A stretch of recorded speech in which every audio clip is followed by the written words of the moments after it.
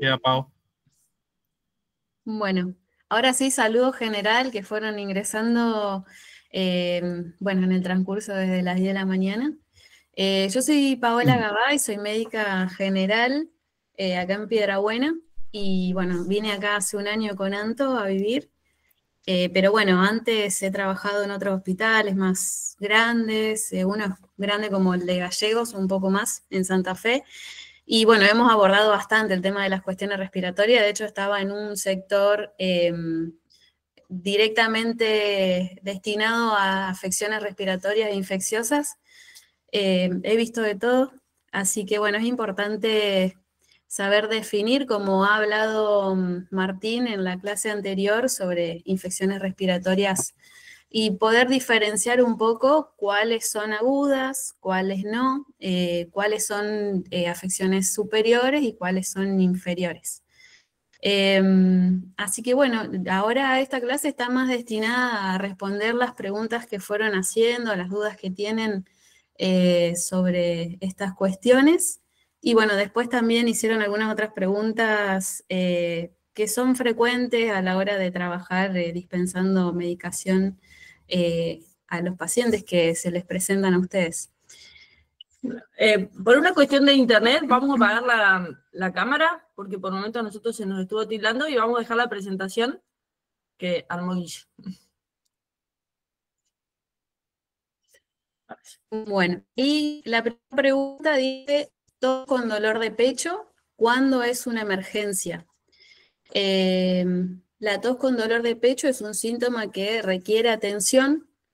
Es importante saber preguntar cuándo le duele el pecho, si le duele al toser, también al respirar, si es un dolor constante o intermitente. Intermitente por ahí puede hacer referencia a si le duele cuando tiene la tos, cuando respira, sobre todo profundo, o con los movimientos también puede indicarnos cuál podría ser la causa, si tiene dificultad para expectorar y si presenta fiebre. Bueno, los dolores torácicos en situaciones respiratorias pueden ser por una causa propia de la caja torácica, ya que tenemos articulaciones, músculos que se pueden irritar, pueden inflamarse por tanto toser. Nosotros no estamos acostumbrados a toser constantemente y en la caja torácica tenemos músculos, entonces es como hacer un ejercicio extra. Si nosotros vamos a un gimnasio y hacemos ejercicio excesivo después de estar un periodo largo sin entrenar, nos va a doler todo. Lo mismo pasa con la caja torácica. Esos músculos se contracturan, entonces es muy común que los músculos duelan o genere una sensación de presión adelante en el pecho, que ahí tenemos las articulaciones del esternón con las costillas. Eso se llama osteocondritis y duele mucho al respirar profundo o al toser.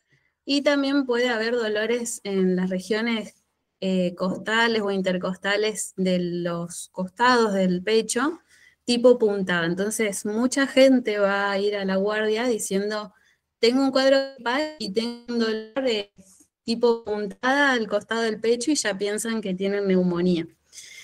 Es algo para descartar, pero el dolor de la neumonía normalmente es constante, no tiene una relación con la tos o al respirar profundo, al movilizarse, y sobre todo duele en la región del hombro, es por una irritación de los nervios que tenemos ahí, genera dolor tipo puntada, pero en el hombro, o un dolor más opresivo del lado que tiene la neumonía, o sea que normalmente duele un solo lado, no suele doler los dos. Hay casos que sí duelen de los dos lados, pero sobre todo a nivel posterior del tórax. Y siempre las neumonías, o no siempre, pero frecuentemente están acompañadas de fiebre. Y estos dolores torácicos, que es para que presten atención, si les duele y porque están con tos y catarro y ya llevan varios días de síntomas, sobre todo gripales o cuadros de faringitis, no suelen tener fiebre, solo tienen tos y les duele el pecho. Eso nos indica que probablemente no sea una neumonía, sino que sea un dolor más de tipo torácico, osteomuscular. pero ante la duda ustedes pueden decirles, anda a la guardia y nosotros lo evaluaremos como médicos para definir si es que hay o no hay algo, ¿sí? Así que bueno, eso respecto al dolor torácico. Siempre preguntar si tiene alguna relación o no con las respiraciones, al respirar, con los movimientos y si está asociado o no a fiebre. Pero siempre que vaya algún paciente, les digo yo, ofrecerle un analgésico nunca está de más. Así tuviera neumonía, el dolor hay que tratarlo, así que pueden dispensarles algún analgésico, los típicos, como los ANES, paracetamol. Siempre preguntar que no sean alérgicos. En cuanto a la tos persistente, creo que preguntaron si se había que cambiar la medicación o no. La persistencia de la tos, más allá de los días esperados, sugiere una reevaluación. La duración máxima recomendada de medicación de venta libre, como por ejemplo los antigripales, que algunos tienen bromexina, que ayuda también para hacer más fluido el moco o el catarro. No se dan más de 5 días los antigripales, pero la bromexina, por ejemplo, una persona que ya viene tomando un antigripal y que persiste con una tos productiva, que es cuando tiene catarro, se le puede suspender el antigripal y indicarle bromexina como un mucolítico, pero no tiene que exceder los 10 días. Aparte de eso, también se le puede dar acetilcisteína, que la marca más conocida es el Acemup. No sé si hay algunas otras, creo que había una de Casasco. Pero bueno, eso sí se puede tratar. De hecho, hay gente que usa los mucolíticos crónicos, sobre todo pacientes, por ejemplo, con cáncer de pulmón, que tienen secreciones crónicas, o pacientes EPOC, que son mayormente fumadores crónicos. Así que en sí no hay una contraindicación, pero sí más que nada tener cuidado con los antigripales que no pueden exceder ese periodo de tratamiento, que son los 5 días. Y la tos persistente, más allá de esos plazos, de más de 10 días o más de 7 días, es crucial no continuar con la misma medicación sin indicación médica. Por eso siempre no se arriesguen a decirle, no, ya se va a pasar. Si pasa una semana con esos síntomas, que se contacte con un médico y se evaluará si se pide o no algún estudio por imagen para descartar alguna otra causa. Pero no más que eso, no indiquen antibióticos solo por persistencia de tos. De hecho, en los cuadros gripales o de faringitis, la tos es lo último que se va y puede durar entre 2 a 4 semanas en resolverse. Puede irse la fiebre, el dolor muscular, pero la tos es lo último que se va y no indica que hay una infección activa o que no se recupera, sino que es un proceso muy lento limpiar las vías respiratorias de todo ese catarro que generamos luego de una infección. Bueno, yo voy a hacer un comentario para que ellos puedan tomar un mate. Una de las preguntas que más se repitió siempre tuvo que ver con la tos. Entonces, acá tenemos preparado como algunas definiciones bastante básicas y de manera sencilla tratamos de armarla para poder definir y diferenciar sobre todo la tos, porque eso nos va a permitir a nosotros, digamos, poder recomendar algún tipo de jarabe un poco más específico, principalmente entre tos seca y tos con flema. Bueno, chicos, si ustedes tienen alguna duda y tienen para anotar ahí a mano, yo para que no se detenga mucho la charla, anoten las preguntas que les vayan surgiendo durante esta charla para después abordarlas al final. Bueno, la definición de tos es la expulsión repentina y forzada de aire de los pulmones. Es un acto reflejo propio del organismo para eliminar partículas extrañas o moco. Incluso la tos, además de partículas extrañas, interpreta la inflamación como la presencia de una partícula extraña, por eso es un reflejo. Ya nos estamos empezando a enfermar o a irritar la garganta, ya empezamos a toser constantemente, sin necesidad de que haya moco. Y esa tos tiene distintos, una clasificación de acuerdo a los días o semanas de duración. La tos aguda, que puede durar de 1 a 3 semanas, eso es muy común en cuadros de gripe, resfríos comunes, faringitis, sinusitis muy pocas veces, pero pueden tener algo de tos por la presencia de moco. Tos persistente, normalmente esa es una prolongación de los cuadros agudos, que puede durar de 3 a 8 semanas. Eso es muy frecuente con la bronquitis, sobre todo. Y la tos crónica, que persiste más de 8 semanas, esa puede tener varias causas, no solo infecciones.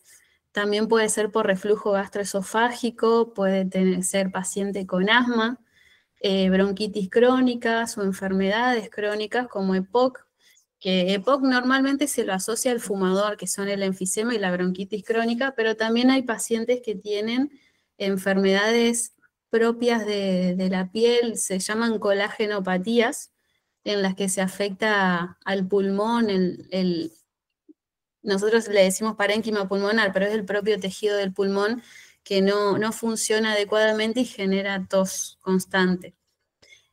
Para preguntarle al paciente, sí hay que consultar si esa tos empezó hace poco, si inició con algún cuadro gripal o con dolor de garganta, o si en ningún momento tuvo esos síntomas, y además si va asociado o no a fiebre. Por otro lado, para descartar el reflujo, puede que no se acuerden de esto, pero ténganlo en cuenta ustedes o sépanlo, que las causas de crónica no siempre están relacionadas al pulmón, sino que también pueden ser por reflujo gastroesofágico. Mucha gente con gastritis, sobre todo por el uso excesivo de antibióticos y por otro lado de analgésicos, sobre todo AINES, que generan acidez. Puede ser también por enfermedades psicógenas, se le estudia todo y nunca se encuentra nada, pero bueno, pueden estar asociados a otras patologías o diagnósticos psicológicos, y también el consumo de fármacos o la incorporación reciente de algún fármaco, sobre todo el enalapril, genera mucha tos y es una de las causas más frecuentes del cambio de medicación de pacientes con hipertensión, porque es un medicamento muy usado y generalmente se usa como un primer escalón para el tratamiento de la hipertensión. Además de eso, preguntar si la tos es seca o si es productiva. No podemos dispensar una medicación para la tos sin antes preguntar si esa tos tiene catarro, le duele la garganta o si tiene catarro. En base a eso se puede decidir qué es lo que se le puede indicar. O sea, si nosotros dispensamos una medicación para la tos sin antes preguntar eso, estamos dispensando mal, porque no le puedo dar una bromexina a alguien que está con una tos seca o viceversa. Si alguien está con catarro, darle difenidramina o desloratadina. Aparte de eso, que también pueden ser pacientes con alergias. No siempre las alergias o las rinitis aparecen en la infancia, muchas veces pueden aparecer en la adultez. Hemos visto muchos cambios respiratorios de alergia o de broncoespasmos, por ejemplo, en adultos después de lo que fue el COVID, que quedó como una hiperreactividad quienes se contagiaron con COVID, entonces pueden hacer episodios de broncoespasmo. Entonces no se confíen con eso. Si ustedes en algún momento sospechan de un broncoespasmo, de decirles que vayan a la guardia, porque hay que indicar ya en esos casos otra medicación que les puede llegar a exceder, o hay que enseñarles a usar PAF, que después lo vamos a dar.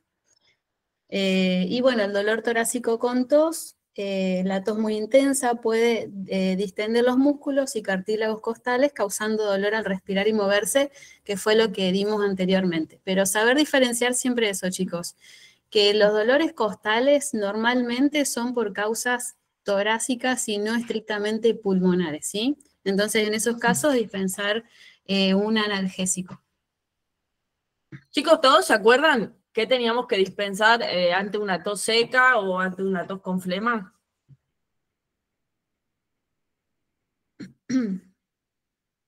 Voy a asumir que sí. Bueno, saber interpretar señales específicas nos permite ofrecer el consejo adecuado. Preguntar si tiene solo moco en la nariz, ¿qué recomendación se puede dar? Son los sprays nasales, salinos con lavado y alivio de la congestión. No siempre hay que medicar vía oral. Traten de evitar medicarlos tanto, porque muchas veces la secreción, por ejemplo, en la nariz puede persistir y ya hay pacientes que vienen una semana con medicación. Entonces, si se puede evitar la vía oral, mejor. Entonces, como sabemos que hay spray nasal, le podemos ofrecer un Hipersol, por ejemplo, o alguna otra marca. Ahora no se me viene a la cabeza, pero todas las soluciones salinas en forma de spray pueden indicar. Si hay solo tos seca, las opciones son los antihistamínicos, que ya vieron antes, pueden ser la difenidramina, que más allá de su efecto secundario, que es la somnolencia, se puede fraccionar durante el día, ya que después los otros antihistamínicos de acción más prolongada, como la loratadina, la desloratadina, se dan una sola vez en el día. Y aparte de eso, con la tos seca se puede indicar corticoides, ya sea mediante aerosoles como los puffs de budesonide, o también yo les suelo indicar la desloratadina con betametasona en forma de comprimido o de jarabes también. Después vamos a ver lo del budesonide. Tos de más de 2 semanas, eso es todo preguntas que han hecho. Tos de más de 2 semanas. Considerar los tipos de tos, ya sea aguda, subaguda o crónica, que ya vimos antes, y sus posibles causas subyacentes. Derivación, si la tos persiste o empeora, derivar a un médico para un diagnóstico preciso. Eso ya lo vimos, las tos persistentes siempre, tratar de decirle al paciente que vaya a una guardia o a consulta clínica normalmente, sería lo ideal porque viene ya con este cuadro de hace rato y bueno, no es una urgencia, para control médico y decidir cuál puede ser la causa, pero siempre preguntando lo que les había comentado antes para descartar cuál puede ser la causa. Y otra era que si quiere cortar antes de que arranque la gripe. En realidad no hay nada que corte la tos antes de que empiece, o sea, no podemos tampoco tratar un síntoma que no hay. No se puede prevenir. Una vez que nosotros tuvimos contacto con un germen que nos va a generar un cuadro respiratorio, es bueno tratar el síntoma una vez que vayan apareciendo, sobre todo cuando hay infecciones virales, porque no hay un tratamiento específico para las infecciones virales que son las más frecuentes. Entonces, decirles a las personas que no le pueden dar algo para la tos sin antes saber si la va a tener. Pero sí, por ejemplo, si están empezando con dolores corporales, con fiebre, dolor de garganta, ir medicando eso. Y si hacen fiebre persistente que dura más de 3 días o tienen alguna duda, bueno, tendrán que ir con un médico para evaluar si es que necesitan algún antibiótico. Aparte de eso, también mantener una buena hidratación, ya que la hidratación por sí misma favorece la formación del moco. Si nosotros estamos deshidratados, el moco siempre va a ser escaso o casi nulo y muy difícil de expectorar porque no le estamos aportando ese líquido que necesita para ser más fluido. Y a la vez, las bebidas frías, cuando están con dolor de garganta, ayudan a desinflamar la garganta. Así que bueno, mantener una correcta hidratación. Bueno, para acotar algo con respecto a eso, en algún momento vamos a charlar todo sobre vitaminas, pero las vitaminas, que nosotros siempre las ofrecemos en la farmacia como suplementos, son importantes para que el sistema inmune funcione correctamente. Entonces, algún déficit de vitamina puede provocar que el sistema inmune esté debilitado. Y si el sistema inmune está debilitado, estamos más propensos a agarrar cualquier tipo de infección.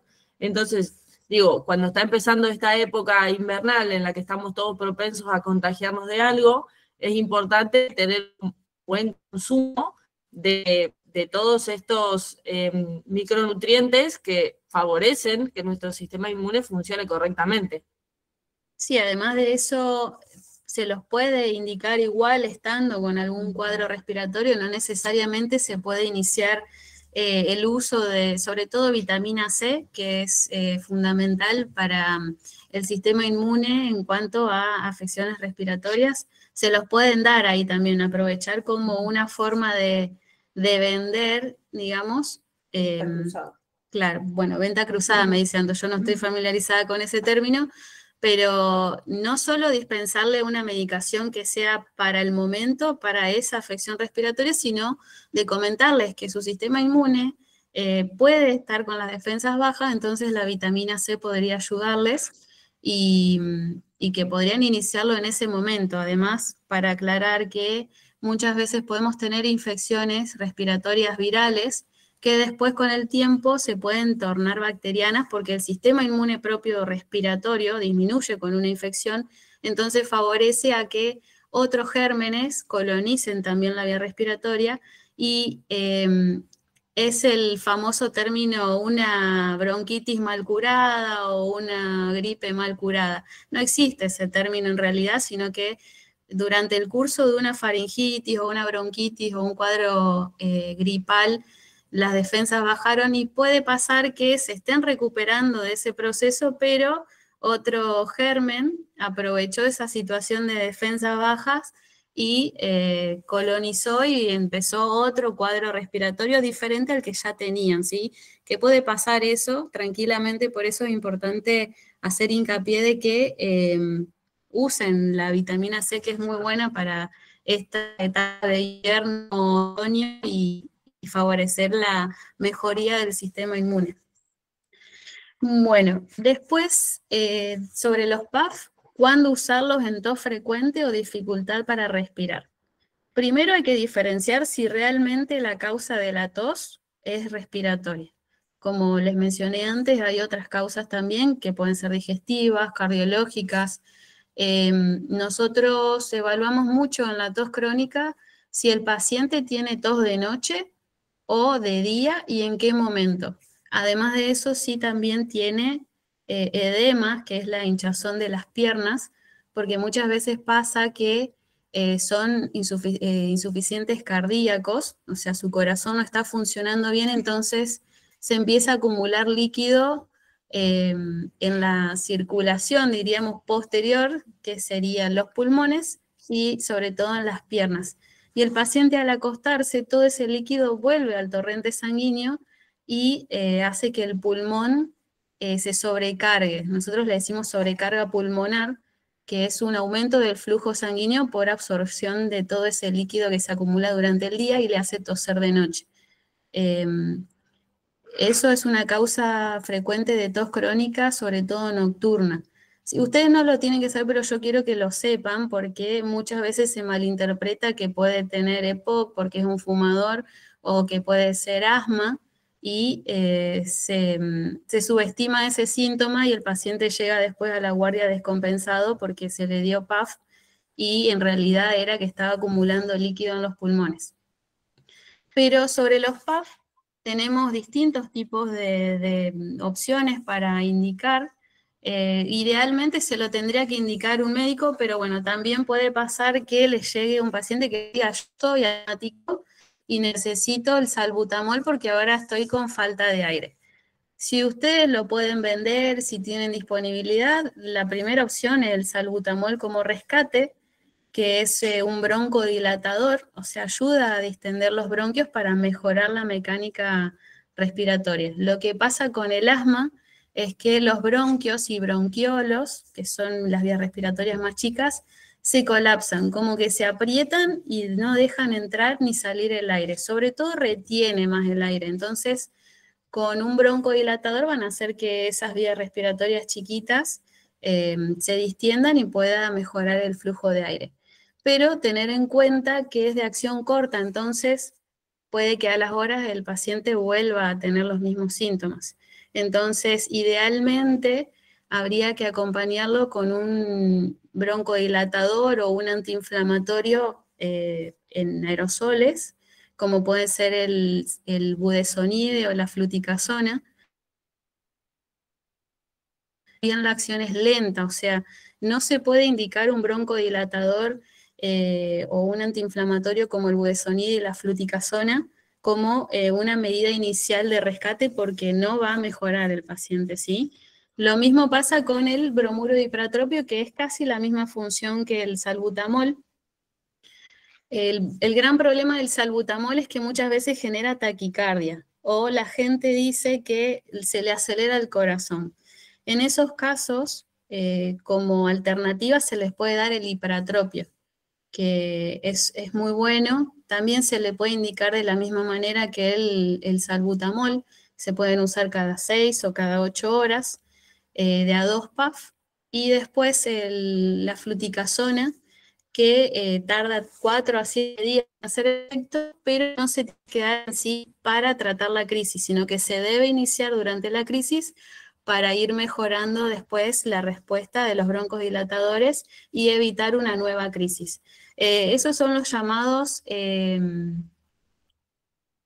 aerosoles de prevención. Son preventivos de crisis asmáticas. En cambio, el hipratropio y el salbutamol se usan mucho para las crisis agudas. Dice acción siempre que haya dificultad respiratoria, dolor de pecho sin poder respirar. La indicación es derivar a la guardia, como les decía antes, para que se lo indique un médico. Además de eso, de los PAF, es importante si les pasa o les ha pasado de que alguien les diga, vendeme un PAF porque me falta el aire y mi hija lo usaba y le hacía bien, bueno, vendémelo a mí. Pregunten siempre si han usado PAF antes, porque un gran problema también es que se le vende el PAF y la persona no lo sabe usar. Necesita una correcta técnica para hacerlo, que es agitar siempre primero el aerosol y después colocarlo, tiene que expulsar el aire y después volver a inhalar. Y muchas veces queda en la lengua, o sea, hacen los disparos y les queda en la lengua. Y el budesonide, por ejemplo, el uso crónico y con una mala técnica genera candidiasis oral. Se forman placas de hongos en la boca porque es un corticoide y favorece la formación de hongos a nivel de la mucosa oral. Y por otro lado, no les va a servir para nada. Entonces, en esos casos, lo que se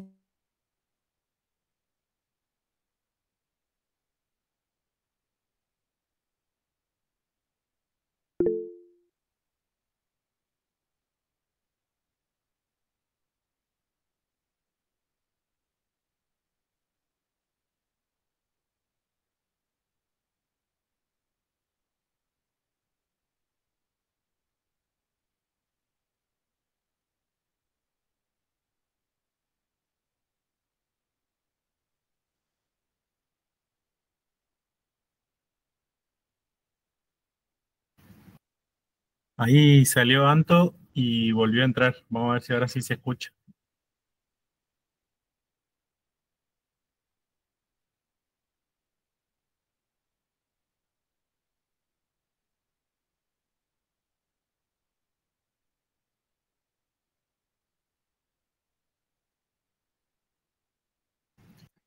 Anto, si podés activar el micro porque lo tenés desactivado, no sé si están hablando. Ahí está. Bueno, chicos, No sé ahora dónde se sí cortó. se escucha. ¿Sí? Sí. Bien. Bueno, le estaba explicando de los PAF de como alternativa no darles solo el aerosol, sino que venderles con aerocámara. Yo lo uso mucho, pregunto mucho eso porque es muy frecuente la reconsulta porque persisten con tos, siguen con el broncoespasmo muchas veces o con bronquitis, con dificultad para respirar y dicen que el PAF no les hace nada. En realidad hay una mala técnica, entonces si tienen nebulizador, el nebulizador es lo más seguro para que el paciente haga el tratamiento y garantizar que le haga efecto. Si no, en otros casos también se puede dispensar la aerocámara, que no siempre tiene que ser para los pacientes pediátricos. Los adultos también la pueden usar, no está mal y de hecho garantiza que el tratamiento sea efectivo. No sé si saben cómo se hace el PAF con aerocámara, si lo han hecho alguna vez. Yo les comento por duda, porque si tienen que vender, tienen que saber que lo que están vendiendo Para hacer el puff con aerocámara tienen que agitar el aerosol, después aplicarlo a la aerocámara y se tiene que colocar la boquilla siempre o la mascarita apretada sobre la piel del rostro y cuando se hace el disparo contar hasta 10 segundos, lento, no rápido, y se hacen de a 2 disparos, ¿sí? Por si lo tienen que vender y preguntarle siempre, incluso a los adultos, si saben usarlo o no. Bueno, sobre el Frenalercor, a mí me encanta. Es por ahí un abuso de la betametasona. En el adulto no se usaba tanto, sobre todo se da más en pediátricos por la betametasona que tiene. En los cuadros clínicos que se indica puede ser con pacientes que tienen un cuadro con tos seca, con disfonía y con dolor de garganta. Todo esto es por el efecto antihistamínico que tiene con la desloratadina y por otro lado la betametasona. El Frenalercor no es el único que existe, de hecho es la marca Ruemers, la más cara creo. También hay otras opciones que son otras marcas y pueden ser el Exalercor, no sé si hay otras que ustedes manejen. Dicasol, dice Anto. Pueden servir para esos cuadros también por el efecto antiinflamatorio de la betametasona para el dolor de garganta y la disfonía. Si hay un paciente que está con disfonía, siempre hay que darle corticoide porque si no esa garganta con un ibuprofeno no va a aliviar.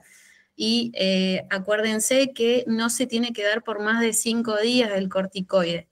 Como alternativa a eso, si por ejemplo le mejoró el dolor de garganta y sigue con tos o disfonía, se irá con un antihistamínico como la loratadina, desloratadina o difenidramina, pero no más de 5 días la betametasona. Aparte de esto, se puede usar para las urticarias, cuando hay chicos con inflamación de la piel, que pica o le pican varios insectos o son alérgicos, también sirve para esos casos, incluso para la rinitis alérgica puede ayudar bastante, ¿sí? No es solamente para infecciones respiratorias. De hecho, creo que la mayoría son corticoides, los que se venden vía oral, excepto los pediátricos que vienen en gotitas, son cajas de muchos comprimidos. Y sabemos que el corticoide, en pacientes que no están inmunodeprimidos, no pueden usar, que ellos tienen que usarlo mucho tiempo, no se debe usar por más de 5 días, incluso hasta 3 días nada más. Ahí vi que hay una pregunta. Sí. Para la disfonía se le puede dar también caramelos bucofaringeos, sí, también. De esos caramelos que ustedes tienen, las gargaletas o bucotricin, se indican mucho, sobre todo para los impacientes que no quieren tener tos. Funcionan, se pueden dar cada 4 horas inclusive. Siempre aclarar que no hay que masticarlos y tragarlos porque hasta son impacientes para eso, no quieren aguantar la tos, pero tampoco tener un caramelo en la boca por un buen rato, pero sí para aliviar síntomas repentinos que puede pasar de tener accesos de tos constante con una garganta con sensación seca, funcionan muchísimo, así que es un momento para vender los caramelitos. Una aclaración con respecto a estos caramelos. Recuérdense que tenemos si no me equivoco, era de Refenax, que tiene bálsamo de Tolú. Esos caramelos puntualmente son expectorantes, entonces en un set de todos los caramelos que tenemos no vamos a elegir justo el que tiene bálsamo de Tolú.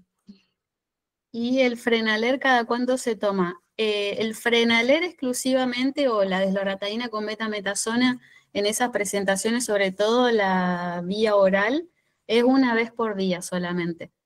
Excepto algunos pediatras le pueden indicar, sobre todo a los chiquitos que están con una crisis asmática, que también se pueden indicar en esos casos, o laringitis aguda, que para los chiquitos les puede generar dificultad para respirar, se les da 2 veces por día inclusive, pero no más de esa cantidad de días, entre 3 y 5 días.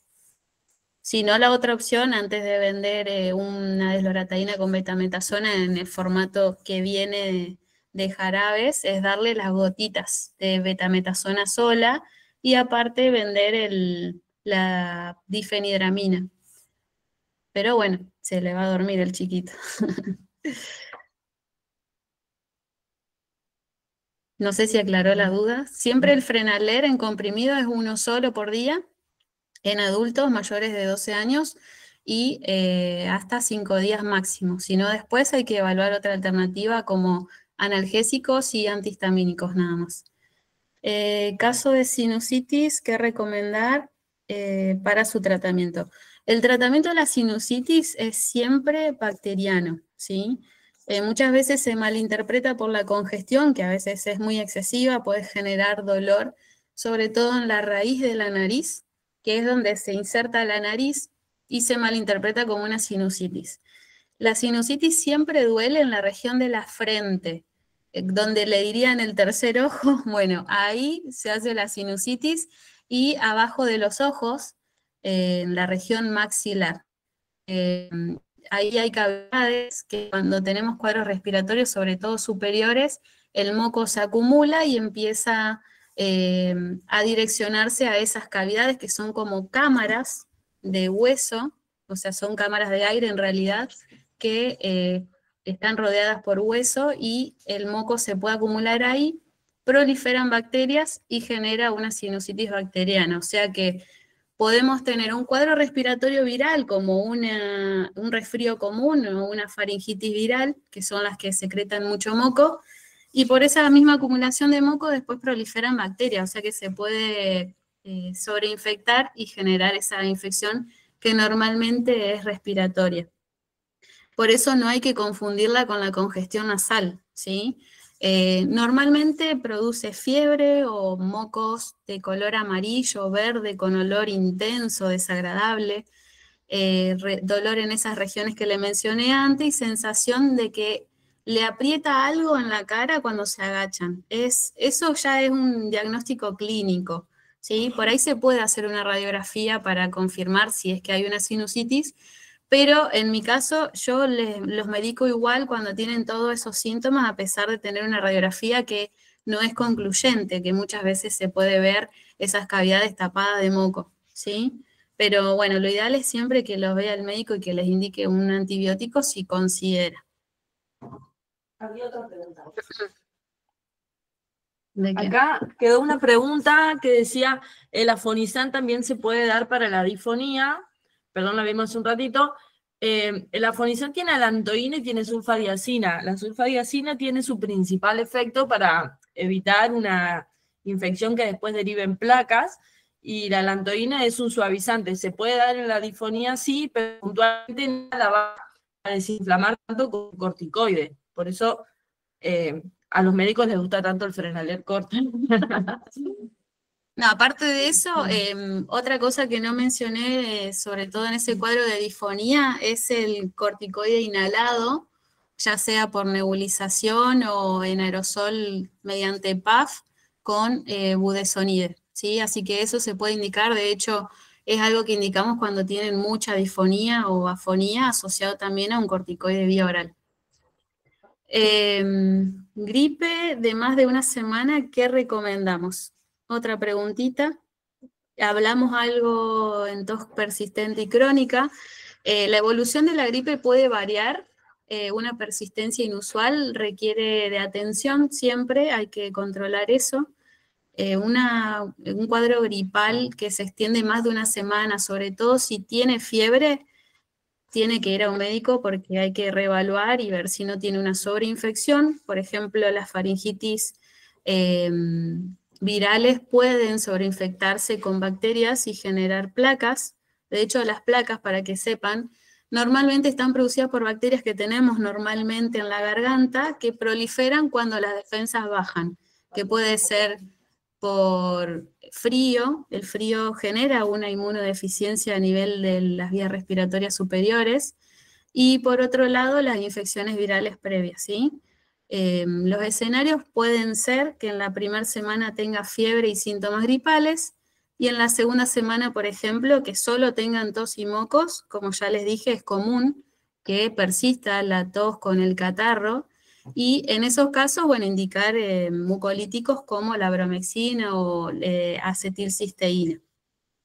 En otro escenario puede pasar que persiste la fiebre y los síntomas gripales. En ese caso, sí tienen que ir con un médico para descartar las sobreinfecciones. Y las recomendaciones generales siempre que pueden dar es que se mantengan bien hidratados, controlar la temperatura y manejar bien las secreciones mediante lavado nasales o les pueden indicar vapor. Si ya le han dado algún medicamento, pueden dejarlo así y bueno, después que vayan con un médico, pero no estar cambiándole todo el tiempo, porque también otra cosa que pasa es que empiezan unos días con síntomas y consultan porque dicen que la medicación no les está haciendo efecto.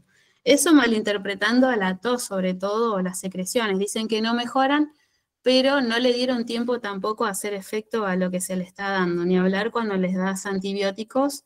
A los 2 días están de nuevo en la guardia diciendo que no mejoraron, pero en realidad el antibiótico mágicamente no va a eliminar una infección bacteriana en caso de que se le haya indicado por un proceso bacteriano, ¿sí? Pero sobre todo indicar estos mucolíticos en caso de que persistan con tos, con catarro o secreciones nasales. De hecho, algo para mencionar también, se les puede dar mucolíticos en la sinusitis, aparte de que tengan que tomar antibióticos para hacer que ese moco se haga más fluido y fácil de eliminar, ¿sí? Así que se tratará la fiebre, se tratará con un antibiótico y aparte se les puede dar mucolíticos, que no muchas veces se tienen en cuenta. Solo se le indica analgésicos y antibióticos. Pero bueno, mejora mucho el uso de mucolíticos en esos cuadros. Siempre que haya moco, no tengan miedo de indicar un mucolítico, ¿sí? Y bueno, eso más que nada sobre este cuadro de persistencia. Siempre que vayan al médico cuando persistan más de una semana con fiebre. Para sin efecto, esperamos o cambiamos la medicación. Siempre preguntar si se respetan las dosis de la medicación. Cuando alguien les diga que no les está haciendo efecto, pregúntele cuánto están tomando, cada cuánto lo están tomando y desde cuándo, ¿sí? La duración del tratamiento fue adecuada si hizo el tratamiento por 5 a 10 días con los jarabes o si los síntomas evolucionaron o empeoraron. Muchas veces puede pasar también. No es lo más común, pero pueden empeorar y en esos casos siempre derivar al médico para que se evalúe si tiene neumonía o algún cuadro de complicación como la sinusitis. Después de otro lado, las recomendaciones, si las tomas persisten o empeoran si los síntomas persisten, y empeoran tras un periodo razonable de uso sin mejoría. No es aconsejable cambiar el jarabe si lleva poquitos días de tratamiento, sino que estimularlos a que lo usen para que en caso de que tengan tos productiva, por ejemplo, persistencia de congestión nasal o secreciones nasales, lo sigan usando, ya que no es un medicamento que les va a generar efectos secundarios sobre todo, ¿sí? Así que eso con seguridad, la bromexina o el acetilcisteína son buenos para el manejo del catarro más que nada. Y bueno, derivar siempre al médico cuando persistan los síntomas, a pesar de estar haciendo un correcto tratamiento o después de 5 a 10 días persisten o empeoraron los síntomas. Ni hablar si agregaron fiebre, ¿sí? La fiebre siempre es un indicio de que hay una infección latente. No es lo mismo igual que hayan empezado 2 o 3 días con fiebre muy alta, que les cuesta bajarla sola, y que a 5 días hagan un episodio de fiebre. Más allá de que hayan pasado 5 días y el paciente hizo un solo registro febril, no es indicio de que el cuadro empeoró, sino que se está recuperando. Siempre es considerando cómo estaba antes desde ese día. Si un paciente empezó con 37 de fiebre y al 5.º día está haciendo 40, no es normal, ¿sí? Eso fue en aumento, o sea que el cuadro puede estar empeorando y que puede estar teniendo algo que haya que tratar. Pero siempre recordar que después de 4 o 5 días de haber iniciado con un proceso febril sobre todo, puede pasar que tengan un registro aislado y no significa que haya empeorado, ¿está? Bueno, creo que nada más sobre jarabe. Y bueno, antibióticos y antigripales, la duración del tratamiento y adherencia. Siempre asegurarse de una buena adherencia al tratamiento. ¿Qué hacer si siempre le falta alguno al paciente? Eso es fundamental, aclararles al paciente que tiene que terminar el tratamiento indicado, sobre todo cuando se le indica un antibiótico, de cumplir con el horario y también con los días de tratamiento. Es muy común, y ustedes lo sabrán, que después de 2 o 3 días, cuando empezó a hacer efecto el tratamiento, ya lo suspenden, y es muy frecuente también para los médicos en la guardia ver a ese paciente a la semana o a las 2 semanas con un mismo cuadro, ¿sí? Se tiene que reiniciar el tratamiento, no es que si hizo 3 días de tratamiento y vuelve a las 2 semanas, hará los 4 días restantes, sino que tiene que volver a iniciar, y eso siempre aclararles a los pacientes, que incluso, bueno, ya han hablado ustedes de la resistencia, después hay que ir subiendo escalones y va a llegar un momento en que no va a haber antibiótico que funcione. Después recaídas y la reinfección. Bueno, eso ya lo hablé, que no es habitual las recaídas, sino que hay sobreinfecciones, ¿sí? Y el desarrollo de resistencia bacteriana es secundario normalmente a un mal tratamiento antibiótico. Asegurarse siempre de controlar los RP que les mandan con las indicaciones médicas o la indicación que le ha dado el médico. Ha pasado que hay médicos que se confunden, muchas veces puede pasar que se les da mal el tratamiento, pero sepan que una infección respiratoria inicialmente por lo menos una semana tiene que tener, ¿sí? Traten de interiorizarse más con lo que le están indicando al paciente y no solamente dispensar lo que está escrito en un papel, porque los médicos nos podemos confundir.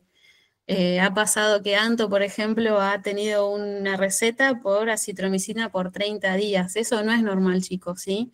No le van a vender 30 días un antibiótico a un chiquito o a un adulto, sabiendo que los antibióticos normalmente por algo respiratorio no se toman esa cantidad de días. Preguntarle qué es lo que tienen, si están con una faringitis o si tienen sinusitis, saben que el tratamiento no dura más de una semana con un antibiótico.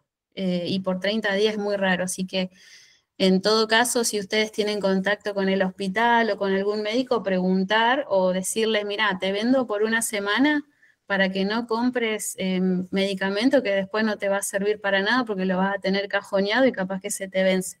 Y por otro lado, de no hacerle un mal al paciente. Si ustedes saben que no se da por más de 7 días, le van a barrer toda la flora, ese paciente va a estar con dolor abdominal, gastritis, diarrea, innecesariamente. Por eso prestar atención siempre a la receta que les están dando y preguntar si realmente el tratamiento está bien indicado o no. No van a cuestionar al médico, pero hay cosas que sí son raras y nos podemos equivocar. Yo lo digo como médica, pero también que del otro lado haya una respuesta y un interés de parte del que vende o que dispensa la medicación, de que no le va a hacer mal al paciente que le están vendiendo. Sí, con respecto a lo que ella comentó, ustedes saben que la acitromicina no es uno de los antibióticos capaz más económicos. Imagínense una persona que tenga que comprar 30 acitromicinas. O sea, le tengo que dar 10 cajitas de 3, por ejemplo, y no sé, ¿alguien alguna vez vio un tratamiento de acitromicina por más de 7 días? Digamos, ni las cajas de acitro vienen por más de 7. Entonces, cuando algo les llama la atención, pregunten. Yo no tengo problema en que me pregunten, o sea, todos tienen mi número, está en el grupo. Si alguna vez tienen duda con algún tipo de tratamiento, me lo pueden preguntar, se lo pueden preguntar al farmacéutico de su sucursal, que seguramente también se los va a resolver, pero sí tenemos que ser todos conscientes de que los médicos también se equivocan, son personas. Entonces, cuando algo les llame la atención, seamos responsables nosotros de este lado del mostrador y digamos, che, ¿sabes qué me parece raro esto? Déjame que lo consulto. Todos tienen la compu, pueden googlearlo rápido y también nos puede dar por ahí un indicio de que si se equivocó o no el médico. Sí, sobre todo, chicos, ustedes que tienen una computadora ahí a mano siempre, pueden googlear o buscar el prospecto de cualquier medicamento que les indiquen a esos pacientes y poder decirles con más certeza, con información que ustedes están viendo, si les conviene o no hacerlo. Pero que no es una urgencia en sí para ustedes. Tómense su tiempo, no se pongan nerviosos, decir, para que busque que lo que te dieron esté bien, porque me genera dudas. No está mal decir eso, es preferible que pase eso y la persona que fue a comprar se va con más seguridad de que lo que les están vendiendo está bien y que no les dio igual a ustedes lo que les están vendiendo, ¿sí? O sea, que no leen un papel y les dispensan solo lo que está ahí escrito, sino que a ustedes también les interesa que ese paciente haga un correcto tratamiento y que se sienta mejor, ¿sí? Y por otro lado, acá dice el tratamiento de los antigripales, bueno, no más de 5 días. Las dosis máximas de los antigripales no tienen que exceder las 3 dosis diarias, o sea, cada 8 horas idealmente. Y un dato a tener en cuenta respecto a los antigripales es que a algunos pacientes les genera taquicardia. En esos casos, directamente venderle paracetamol solo o ibuprofeno solo, o pueden alternarlos también. Y tener en cuenta que en los cuadros de gripe, sobre todo ahora hay un brote importante de influenza, que está generando dolor muscular a predominio también de articular y fiebre. Solo el antigripal no le va a hacer mucho efecto analgésico porque el paracetamol que trae tiene 500 miligramos, entonces les va a durar muy poco para el tratamiento de la fiebre o para el tratamiento del dolor, entonces siempre venderles un ibuprofeno para intercalar, ¿sí? Pueden usar de base el antigripal, pero tener como rescate un ibuprofeno en caso de que la fiebre persista, porque es muy común que no llegue a las 8 horas del tratamiento que estén levantando fiebre de nuevo o sintiendo dolor corporal o de cabeza. Entonces se puede intercalar con ibuprofeno. Por ahí también, sobre los antigripales, creo que lo mencionaron, no darle comprimidos y también en té, porque le están dando la misma medicación, entonces van a generarle un mal al paciente por querer venderle todo de lo mismo, ¿sí? El paracetamol es hepatotóxico, o sea, le genera toxicidad al hígado. Si ustedes le venden un antigripal vía oral y a la vez le están vendiendo 6 sobres de antigripal en té, le están dando lo mismo, le va a funcionar igual o menos y encima le van a estar perjudicando el hígado. Entonces, si le van a vender el té, porque el paciente insiste, hay muchos fanáticos del té, díganle, llévate un ibuprofeno para el dolor corporal porque el té te va a aliviar los síntomas respiratorios o va a mejorar algo la fiebre, pero no te va a resolver lo del dolor corporal, ¿sí? Que es muy frecuente. No hay límite de días, idealmente para el ibuprofeno, hasta 5 días, se pueden tomar hasta 3 comprimidos y persistiendo los síntomas, entonces es solamente de rescate, ¿sí? Siempre recomendar eso. O si llevan varios días con tratamiento analgésico, indicarles siempre un protector gástrico.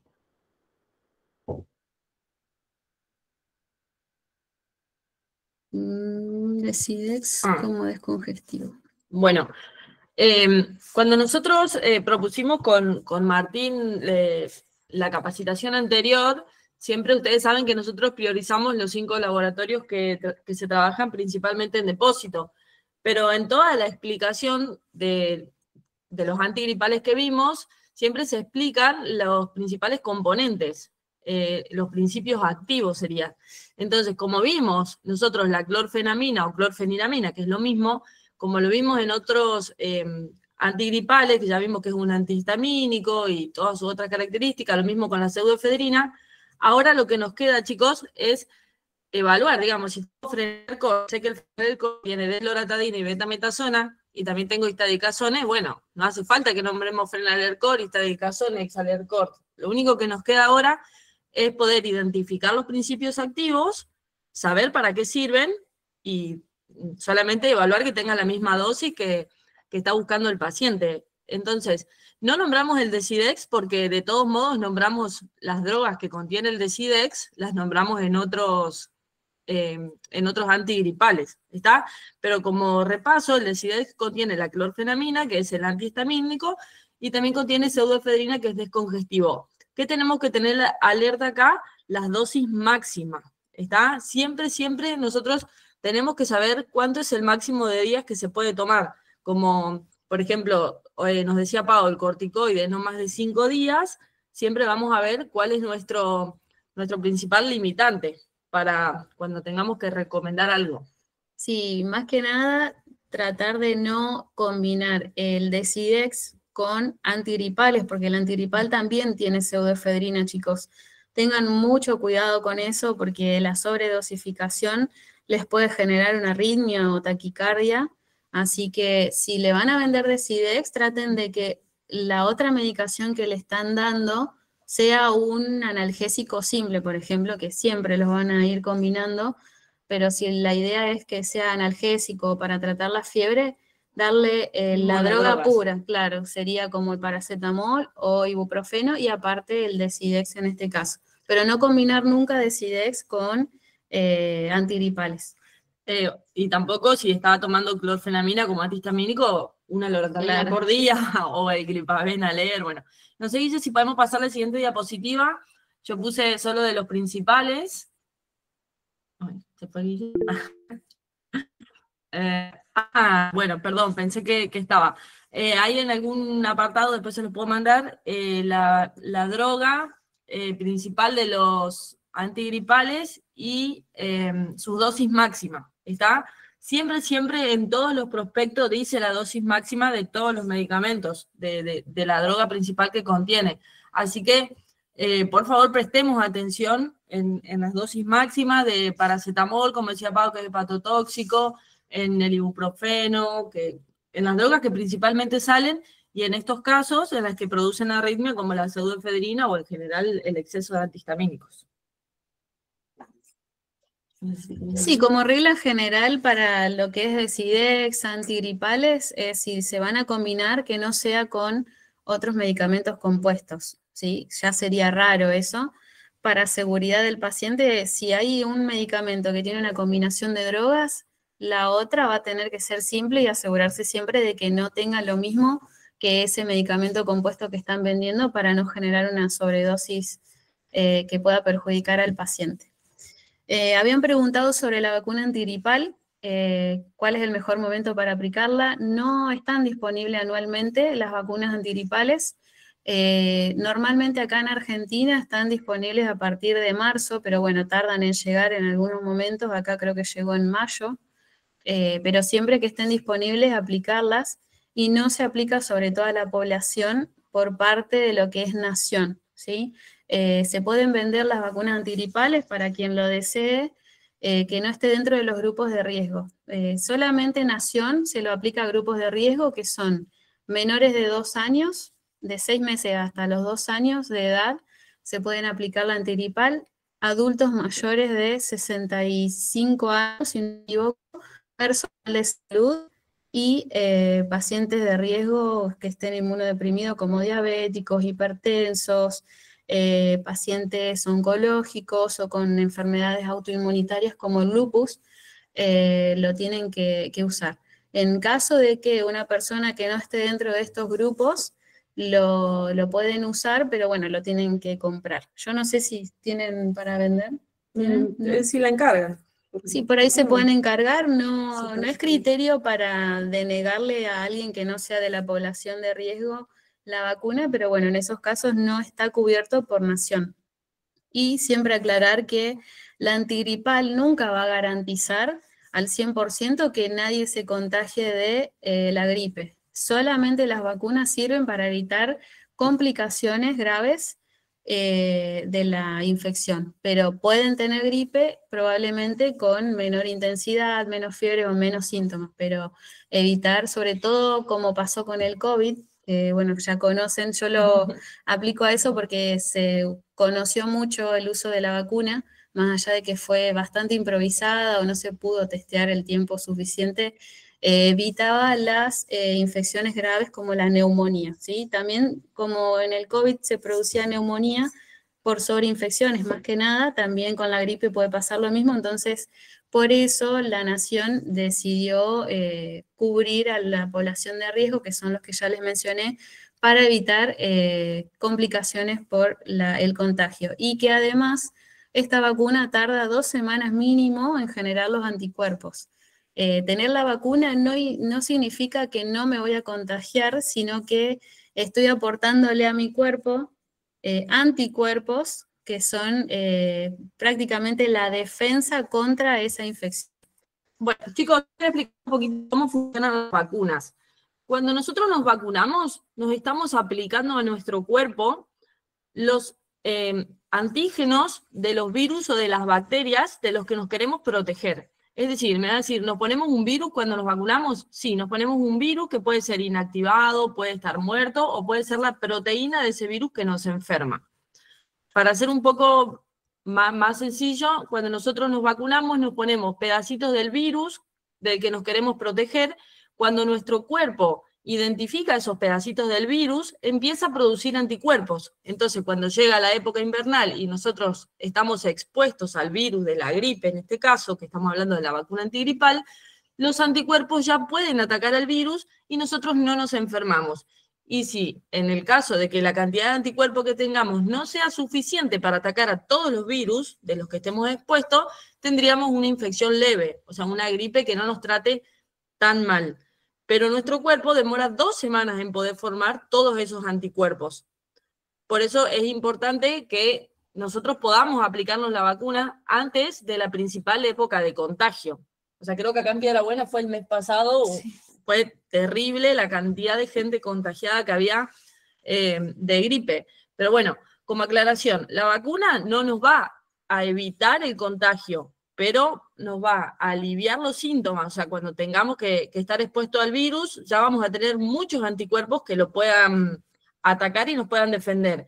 En el caso de, por ejemplo, de la gente que no tenga la vacuna, va a estar expuesta al virus, va a empezar a producir anticuerpos y va a demorar 2 semanas en producir esos anticuerpos. Fíjense que la mayoría de las gripes duran 2 semanas y después nos empezamos a recuperar porque podemos paliar los síntomas y porque nuestro cuerpo ya generó los anticuerpos que necesitaba. Por eso también la vacuna produce síntomas como fiebre o decaimiento, porque de alguna forma estamos expuestos a ese virus.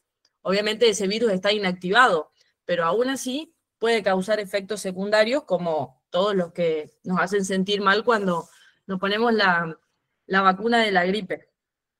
Sí, también que puede pasar que en esas 2 semanas en que estamos formando los anticuerpos y por la época del año, la persona se puede contagiar de gripe estando en esas 2 semanas de rango desde que se aplicó la vacuna, que es lo que ha pasado con el COVID, que mucha gente tenía, incluso ha hecho neumonías bilaterales, que era lo más grave que podía pasar.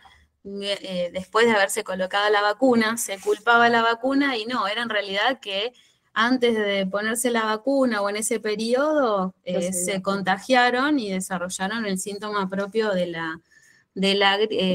COVID, por ejemplo, y que hicieron las neumonías, y no es porque la vacuna no hizo nada, sino que no llegó a generar esos anticuerpos para evitar eso, ¿sí? Puede pasar, o sea, no es garantía de que puedan tener una infección. Bueno, y algo que me olvidé de aclarar sobre las vacunas, todos los años se hace una vacuna diferente, ¿pero por qué? Porque el virus de la gripe va mutando, o sea, se va modificando. La vacuna que yo me puse el año pasado no me va a servir para este año porque el virus que hay este año ya se modificó genéticamente, ellos digamos que evolucionan, entre comillas que podría decir. Entonces, todos los años hay una vacuna antigripal que es diferente a la edición anterior. ¿Está? ¿Por qué? Porque el virus es distinto. El virus al que nos vamos a exponer ya sufrió mutaciones. Entonces, imagínense que los equipos de salud y de investigación tienen que identificar al virus, tienen que a partir de ese virus producir un montón de vacunas y poder vacunarnos a todos antes de que venga esta principal época, digamos. No sé si se entendió cómo funcionan las vacunas. Por ahí no es tan sencillo, pero básicamente nosotros nos aplican el antígeno o nos aplican el virus del que nos queremos defender. Bueno, ahí creo que ya estamos con el tema vacunas. Si alguien tiene alguna pregunta, igual podemos... Y si no se ponen la vacuna, sí, por lo menos le venden vitamina C. Toda la época del año. Que tomar vitamina C por una semana tampoco les va a garantizar no infectarse, pero bueno, van a fortalecer un poco el sistema inmune. Que debería durar por lo menos toda la época invernal y de otoño. Y bueno, si toman todo el año también no está mal. No les va a generar una sobredosis de vitamina C. Ya vamos a ver por qué no. A pacientes oncológicos, ¿qué antigripales o antialérgicos son seguros? Bueno, el principal riesgo de los pacientes oncológicos es que están inmunodeprimidos. Muchas veces no por el propio enfermedad en sí, ya sea cáncer, para que lo entiendan mejor, sino por el tratamiento. Muchas veces están inmunodeprimidos. Hay algunos tipos de cáncer que también generan inmunodepresión sin necesidad de esperar sobre todo la quimioterapia, que es lo que le baja las defensas. Hay que prestar mucho cuidado con eso y bueno, en cuanto a la medicación, se los medica igual que cualquier otro paciente, pero siempre teniendo en cuenta si es que están haciendo un tratamiento sobre todo de quimioterapia, porque después las otras alternativas son radioterapia y cirugías, que esos no van a influir en la indicación de medicamentos, pero bueno, depende mucho del tratamiento de quimioterapia si hay algún tipo de interacción con alguno de los medicamentos que se puede dispensar. En mi caso, yo no sé exactamente cuál interacción pueden tener los tratamientos de quimioterapia, porque muchas veces pasa que el paciente no sabe qué medicación le están pasando, entonces así no podemos adivinar cuál interacción puede ser para un medicamento que no conocemos. Entonces, en esos casos, siempre dispensar medicamentos como monodrogas. Si un paciente tiene, por ejemplo, un cáncer de hígado, preguntarle cuál es la causa. No van a darle paracetamol, que es hepatotóxico, sino darle un AINE, como la dipirona o como el ibuprofeno o diclofenac, dependiendo del dolor. Pero bueno, tratar de evitar al máximo las combinaciones sobre todo, y si no, en otro caso también se les puede indicar algún antihistamínico, pero yo en mi caso no les suelo indicar antigripales a pacientes oncológicos. Chicos, tengamos en cuenta que un paciente oncológico que está recibiendo un tratamiento de quimioterapia está recibiendo por sus venas drogas que están matando sus células.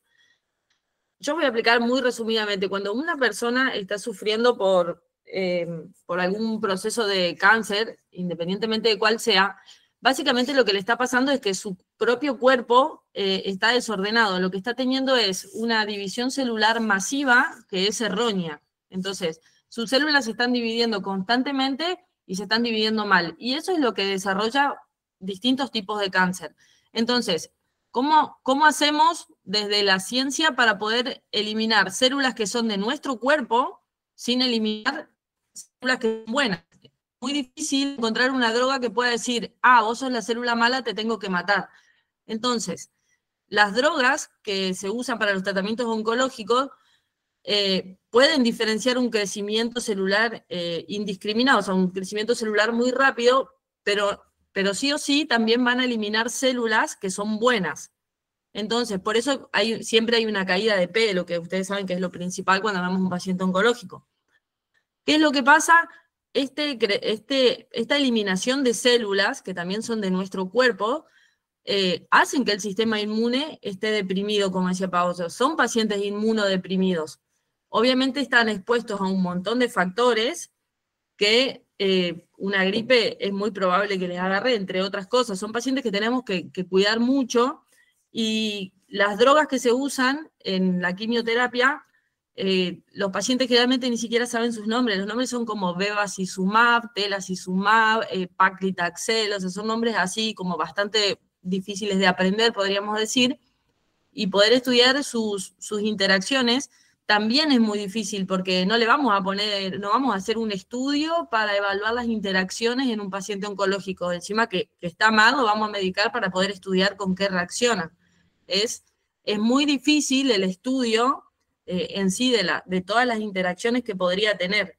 Pero bueno, sí es muy importante. Voy a hablar de nuevo un poquito de la resistencia antimicrobiana. Imagínense un paciente oncológico que tiene su sistema inmune débil, que se expone a alguna bacteria y después el tratamiento antibiótico que tenga que hacer lo termine de matar, chicos, porque no va a quedar otra. Digamos, si un antibiótico de uso sencillo como la amoxicilina no le está haciendo efecto y tiene que pasar a un antibiótico que es más dañino para los riñones. Estamos hablando de un paciente oncológico el cual más estamos dañando sus riñones. Entonces, es una cadena muy larga y muy compleja en sí, los pacientes oncológicos, pero bueno, como principal tenemos que saber cuál es su problema oncológico, dónde tiene su cáncer, o su CA, que le dicen así los médicos, para poder decir, bueno, yo sé que el paracetamol es muy dañino para el hígado, me parece que no te conviene llevarte un paracetamol. Entonces, es como difícil en sí, nosotros desde la farmacia es muy difícil que podamos recomendarle a un paciente oncológico qué antigripal llevarse. Siempre vamos a tratar de que venga con una indicación médica. Sí, siempre indicarles que vayan al hospital porque de hecho un paciente oncológico con fiebre es un criterio de control médico y de evaluación de internación, ¿sí? Sobre todo si están en tratamiento con quimioterapia, porque los glóbulos blancos de ellos están muy bajos, entonces la defensa de ellos está obviamente descendida, está con inmunodeficiencia y pueden tener infecciones graves incluso con gérmenes que ocasionalmente en pacientes inmunocompetentes generan síntomas leves como una faringitis y en ellos les puede desencadenar en una neumonía o una sepsis, que es la propagación, o sea, es lo más grave en un cuadro infeccioso. Esa infección no solo va a afectar el pulmón, sino todo el cuerpo. Se pueden diseminar a los riñones, al hígado, al cerebro.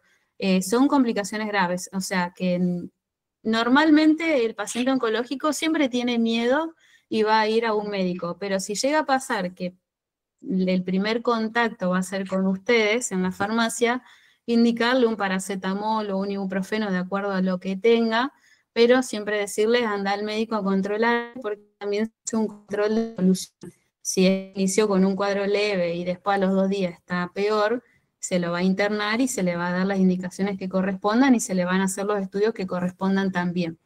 Pero no es lo más frecuente que vayan a la farmacia, sino que van directamente al médico. Pero en caso de que vayan, solamente no se van a poner en modo médico y a preguntarle un montón de cosas que capaz no llevan a ningún lado, pero si están con fiebre, darles un ibuprofeno o paracetamol como para aliviar el síntoma del momento y siempre que vayan a un consultorio médico o a la guardia. Alergia a los antibióticos. Bueno, por empezar, no hay que dispensar antibióticos sin indicación médica, pero bueno, para hablar sobre las alternativas, normalmente hay opciones para los alérgicos, por suerte. Lo más común es a gente que es alérgica a la penicilina y a la dipirona o amoxicilina. ¿Sí? También los derivados de la penicilina, en realidad, que es la amoxicilina, uno de los más comunes. Y en esos casos, sobre todo en infecciones respiratorias, se sustituye mucho la amoxicilina por eritromicina. Y en los casos de alergias a los fármacos como la dipirona, preguntar si es solo la dipirona o a los AINES, que son analgésicos antiinflamatorios no esteroideos, que incluye también al ibuprofeno, también como al diclofenac. Chicos, dentro de los antibióticos que incluyen las penicilinas, tenemos amoxicilina, ampicilina, diclosaxilina, nosotros no la usamos tanto, oxacilina, por ahí se escucha más, la penicilina G, o sea, todas las penicilinas que vengan a intramuscular o la endovenosa, y la piperacilina que la tenemos, la usamos mucho en los sanatorios.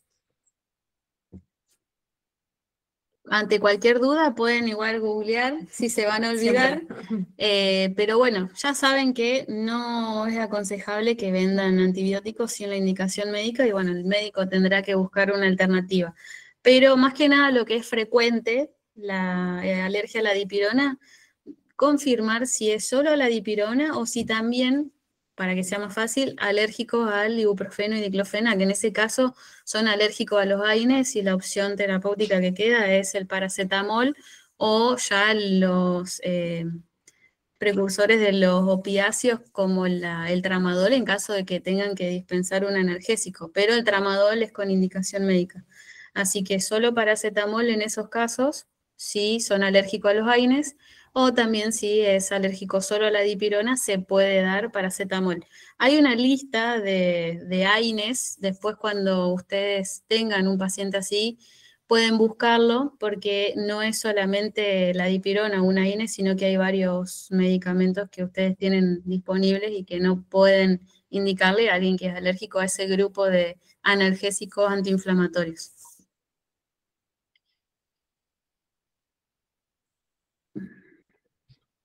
Antidiarreicos, cuándo sí y cuándo no. Bueno, nosotros por guardia evaluamos mucho en cuanto a las diarreas, las características y si están asociados o no a fiebre. Hay múltiples causas de diarreas, pueden ser intoxicación alimentaria, infecciones virales, bacterianas, por parásitos, pueden ser intolerancias a ciertos tipos de medicamentos como los celíacos o quienes tienen intolerancias a la lactosa, pero siempre preguntar si tienen fiebre. En caso de que tengan fiebre, no es aconsejable dar la loperamida, por ejemplo, que es un inhibidor de la motilidad. Y consideren que la diarrea es un mecanismo de defensa para eliminar toxinas del cuerpo y microorganismos que puedan generar una infección. Entonces, en la medida que se pueda soportar la diarrea, es aconsejable indicar hidratación y una dieta astringente, se llama, que son dietas secas, para favorecer la formación de la materia fecal y no indicar medicación que la inhiba a la diarrea. Pero bueno, tenemos distintos tipos de antidiarreicos que funcionan para cortar la diarrea o aliviarla, o por lo menos disminuir la frecuencia. No es lo mismo una diarrea de un día o de una vez al día que 10 veces al día, ¿sí? Y bueno, disminuir la motilidad, ahí pregunta Guille, funcionan como inhibidores del movimiento del intestino. Vieron que cuando estamos con una intoxicación alimentaria o con una gastroenteritis, se escuchan los ruidos intestinales incluso sin tener que poner un estetoscopio. Eso significa que el intestino está haciendo mucho más movimiento de lo habitual para poder eliminar ese agente patógeno, ya sea una toxina o un microorganismo. Si nosotros lo eliminamos y estamos con fiebre, lo que va a hacer es que ese intestino se bloquee, que quede prácticamente inmóvil para retener la materia fecal. Pero ¿qué pasa? Se puede complicar porque estamos inhibiendo un mecanismo de defensa, entonces esa toxina o el agente patógeno que nos va a generar una gastroenteritis va a quedar retenido en el organismo y puede generar complicaciones futuras, además mucho dolor abdominal, porque ese intestino va a estar inmóvil. Entonces, ¿qué preguntar a la hora de dispensar un antidiarreico en caso de que alguien lo solicite? La loperamida no es aconsejable darla en pacientes que tienen fiebre, sobre todo, o que tienen diarrea disentérica. Se llama así la diarrea que tiene un aspecto amarillo, gelatinoso, o aspecto como de goma, te lo describen algunos, y normalmente tienen sangre. ¿Sí? Las diarreas con sangre nunca darle una loperamida porque van a empeorar el cuadro y suelen estar ocasionadas por microorganismos que necesitan un tratamiento antibiótico. Así que la loperamida en esos casos no darla, ¿sí? Excepto que sea por una intoxicación alimentaria, que te dicen, comí una empanada y tenía un olor asqueroso, la comí igual y después me levanté así, bueno, le pueden dar loperamida para ayudar, pero no es aconsejable. Yo no lo aconsejo, pero si me insisten o me dicen, mira, tengo que hacer tal cosa y necesito recuperarme, lo podemos ayudar, pero siempre indicando una buena dieta y los signos de alarma, sobre todo la fiebre y las diarreas con sangre. Otras opciones, aparte para los antidiarreicos, como alternativa a la loperamida, es el carbón absorbente o el opocarbón. En el caso del opocarbón, se pueden usar en las diarreas infecciosas, incluso con fiebre, ya que tienen un leve efecto antibiótico. En ese caso podría ayudar, pero no va a resolver el cuadro en caso de que sea una infección bacteriana, sobre todo por Escherichia coli es una bacteria que está frecuentemente en el organismo, pero hay unos subgrupos que pueden generar diarrea con sangre porque dañan la mucosa del intestino. ¿Sí? En esos casos pueden producir hemorragias muy graves que pueden producir incluso anemias graves. Así que tengan cuidado con eso, el opocarbón lo pueden dar sin miedo, acuérdense que creo que es cada 6 horas, 1 o 2 comprimidos en el cuadro agudo y después que resuelven o van mejorando se puede incluso usar 1 cada 6 horas. En el caso de la loperamida, como ya les dije, no dar en fiebre y disentería, eso ténganlo bien presente. Y el carbón activado era, ¿no? Sí. Ese también se lo puede dar igual que el opocarbón. Puede ayudar también en las infecciones bacterianas, pero la diarrea en una infección bacteriana o por parásitos nunca va a mejorar solo con un antidiarreico, sino que siempre van a necesitar un tratamiento antibiótico. Por ahí es difícil que ustedes se pongan a preguntarle sobre la materia fecal a un paciente. De hecho, creo que no están tan familiarizados a la hora de hablar de la materia fecal como en mi caso, pero eso puede ayudar mucho a la hora de dispensar una medicación y de sugerirle a una persona si tiene que ir a la guardia, ¿está? Más que nada eso, recomendar una buena hidratación y dieta. Y infecciones urinarias en niños de corta edad. Bueno, las infecciones urinarias en niños de corta edad es un tema que, bueno, no viene al caso sobre infecciones respiratorias que podríamos abordarlos en otro momento con algún pediatra o asesorándonos con un pediatra, pero las infecciones urinarias siempre necesitan de tratamiento antibiótico, entonces no nos vamos a poner a medicar, sobre todo pediátricos, con el riesgo que implica. Así que intentemos ayudar, lo ideal es siempre pedirles un urocultivo por consultorio o por guardia y que lo medique un especialista, ¿sí? Yo normalmente espero que tengan un urocultivo para indicarles el tratamiento correcto y consulta con pediatra. Aparte de eso, que los antibióticos, como cualquier otro medicamento, siempre se tiene que ajustar al peso, entonces es muy difícil que podamos dispensarle un antibiótico sin saber cuál puede ser la causa y tampoco qué dosis necesita. Antes de generar un perjuicio, que vaya con el pediatra idealmente y si no con un médico generalista. Y sobre anticonceptivos, que han preguntado, yo no soy la indicada para hablar sobre anticonceptivos porque es un tema que no me gusta, entonces si se me presenta el caso, bueno, me pongo a estudiar y demás, pero es algo más para los ginecólogos porque la dispensación o indicación de anticonceptivos tiene que variar mucho de acuerdo a la edad del paciente, si tiene antecedentes patológicos o enfermedades previas, los riesgos vasculares o cardiovasculares, los efectos secundarios que se desean o no se desean, los desórdenes hormonales preexistentes y la posibilidad de adherencia al tratamiento. Esto se considera mucho, sobre todo porque los anticonceptivos tienen efectos vasculares, sobre todo de producción de trombos. Entonces, hay que evaluar si una persona tiene varices o problemas cardiovasculares. Hay que buscar la droga y son hormonas los anticonceptivos, entonces no es ideal dar por dar lo que hay o porque se les está por vencer y sacárselo de encima porque le pueden generar un perjuicio a la persona que se lo están vendiendo, entonces siempre que se lo indique, sobre todo un ginecólogo idealmente. Sobre todo también considerar que hay personas que no se adhieren adecuadamente al tratamiento, sobre todo con los anticonceptivos orales. Se tiene mucho en cuenta eso, en esos casos se puede indicar los parches o los que son inyectables, entonces así se asegura de que esté haciendo el tratamiento. Muchas veces pasa que se lo olvidan y vuelven a comprar otra caja, se olvidan 3, 4 días y vuelven a comprar otra caja, o toman todas las dosis juntas. También hay que educar a la hora de tomar anticonceptivos porque suele pasar que le dan a la pareja y obviamente no les va a hacer efecto, ¿sí? O cómo lo toman, lo ponen en el mate, en el jugo, y no son formas de tomar, entonces es importante que vayan a un ginecólogo antes de empezar a tomar un anticonceptivo, ¿sí? No es que se dispensa como un ibuprofeno o un paracetamol para un dolor de cabeza. Bueno, gracias a todos por estar.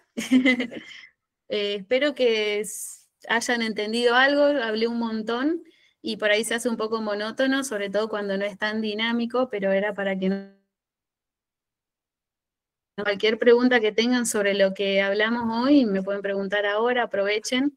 Yo siempre estoy abierta para que aprendan, porque, bueno, en las guardias, que es lo que más hago, llegan muchos pacientes que se le indica mal una medicación, entonces la idea es que ustedes aprendan a dispensar acorde a lo que el paciente tiene y no solo vender algo que ven escrito porque se lo indicó un médico, ¿sí? Y que, bueno, no siempre el médico tiene la razón, que nos podemos equivocar y está bueno que quien venda medicamentos también esté informado, que esté formado y que se preocupe porque la persona a la que le están vendiendo lo están ayudando y no solamente es una venta como si estuvieran en un kiosco, ¿está? Si los medicamentos no tuvieran contraindicaciones, no estarían atrás de un mostrador y no tendrían que recibir ustedes una indicación médica, ¿sí? Por algo tienen contraindicaciones, ustedes no van a ver un paquete de fideo con posología, ni contraindicaciones o efectos secundarios, entonces es importante y yo valoro mucho que ustedes se estén formando, que no pasa en otras farmacias, y aprovechenlo de introducirse más con lo que están vendiendo, si tienen dudas, no venderles solo la caja y que el paciente averigüe por su cuenta, porque hay mucha gente que no sabe leer, hay gente que no comprende, y ustedes si tienen esa capacidad, aprovechen las herramientas, o si hay cajitas que se pueden abrir y leerles el prospecto, o buscar directamente el prospecto en Google, siempre están disponibles y no hay mejor que eso para poder vender algo y poder informarlo, ¿sí? Y también que ustedes sepan, eso está bueno. Y otra cosa, una reflexión para ustedes es si ustedes fueran su propio vendedor, si les gustaría que le vendan o tomarían lo que ustedes están dispensando, ¿sí? Eso es algo que yo tengo siempre en cuenta. Si le voy a dar algo a un paciente, a lo mejor no manejo todo el vademecum, pero le trato de dar siempre algo que no le genere mal, ¿sí? Así que piensen en eso cada vez que le vayan a vender algo a un paciente o qué les gustaría que le pregunten o qué van a estar tratando y no solamente sacarse de encima a un cliente y decir, bueno, tengo todos que le vendo y le dan bromexina y no saben si tiene o no catarro.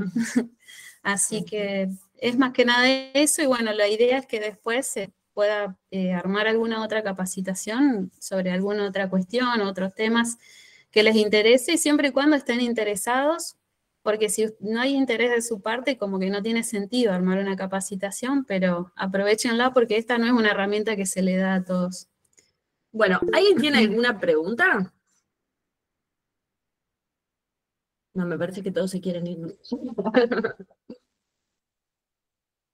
Sobre todo sobre esto respiratorio, como para que ya quede cerrado el tema y que cualquier cosa ustedes después creo que van a tener acceso a las charlas o a la información que han dado los chicos en la clase anterior para que lo puedan tener en cuenta.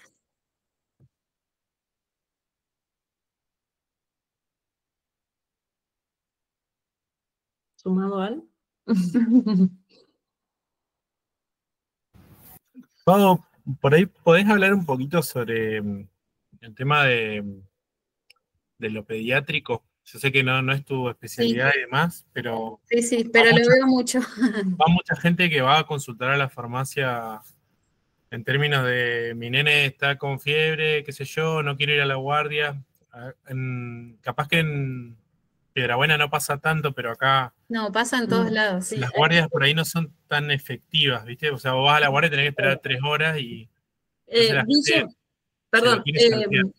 mandé al grupo lo de las principales drogas de los antigripales y en todas puse dosis pediátricas, si no me equivoco, o en la mayoría, puse dosis máxima y también dosis pediátrica. Si está en el grupo general, así que si lo pueden fijar o marcar ahí, para que siempre lo tengan como consulta. Para Perfecto. responder un poquito a lo de pediátrico. Sí, pero no sé si tienen para anotar ahí.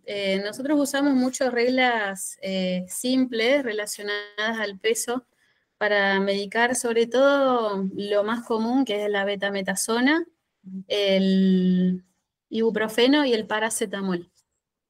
Para el paracetamol se le puede dar 2 gotitas por kilo, cada 6 o cada 8 horas. Después el ibuprofeno es de acuerdo a la dosis que manejen, si es del 2 o del 4%, en pacientes hasta 60 kilos se divide por el porcentaje del ibuprofeno, ¿sí? Si, por ejemplo, tengo un paciente de 30 kilos y le quiero dar un ibuprofeno del 4%, divido 30 por 4 y esa sería la dosis del ibuprofeno, al 4%. Si fuera del 2%, le tengo que dar 15. Eso es el valor de la dosis, ¿sí? Y después... En mililitros, ¿no? No en mililitros, exacto, sí.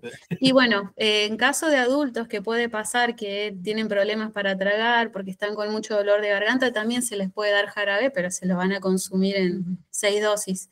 60 miligramos de ibuprofeno al 4%, se pueden dar 15 mililitros. Con eso cubren la dosis de 600 miligramos, que es lo que usa normalmente un adulto. ¿Qué dice? Sumado al antigripal. En vez de ibuprofeno, para cubrir las fiebres se le puede dar otro paracetamol. En caso de antigripales, se le puede dar paracetamol de 500 miligramos junto con el antigripal para hacer 1 gramo, que es la dosis máxima que se puede dar por toma.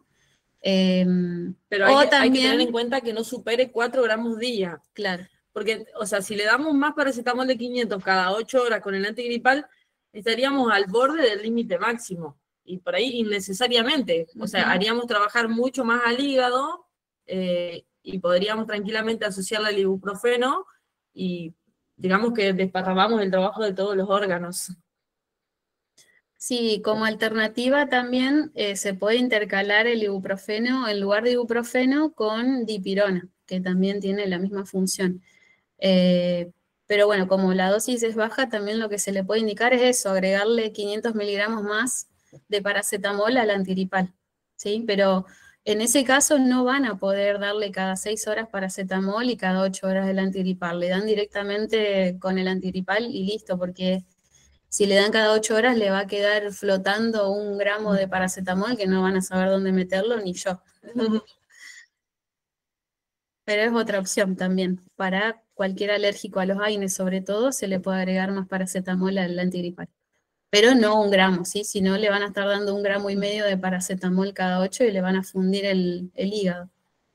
Y estaba hablando sobre lo pediátrico. La betametasona es 1 gota por kilo hasta los 20 kilos, es seguro, cada 12 horas.